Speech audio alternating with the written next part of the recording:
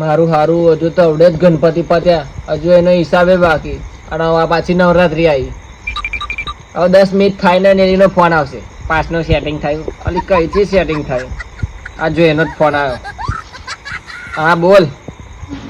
ના ના હજુ હવડે પાસનું જ સેટિંગ કરતો હતો ને તારો ફોન આવ્યો. હજુ કોઈ ભાઈબંધનો ફોન તો આવવા દે. હા અરે યાર ભાઈબંધ ખાલી આ નવરાત્રી આવે છે ને એટલે ખાલી 5-7 હજાર રૂપિયા જોતા હતા. નહીં તે એવું કેવું નહીં યાર, તું તો ધંધો કરે હે. એટલે હવે આપણે મોટા થાય એટલે પેલું સેટિંગ બેટિંગ વાળું છોડી દીધું હશે હે ને. બરાબર. મેં શું કહું છું તો મને પેલો લાલ જબ્બો આવજે તારો, એટલે હું મારો જબ્બો તને આવીશ. આપણે એવી રીતે 10 દાડા આજુબાજુ ફેરવી કાઢીશું બધું. એટલે સેટિંગ નહીં કરવાનું તો પૈસાથી પાસ લેવાનું એવું. એટલે એવું ના હોય. અમે તો દર વર્ષે આવું ભાઈબંધો જોડથી પાસનું સેટિંગ કરીએ.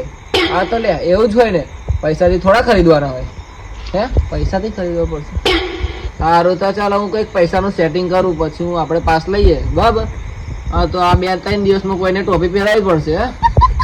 ના આપણે પાસ તો લેવાના જ, આપણે સેટિંગ કરી દઈશ. ચાલ ને લો બોલો હવે આ પાસના પૈસા કાઢવા.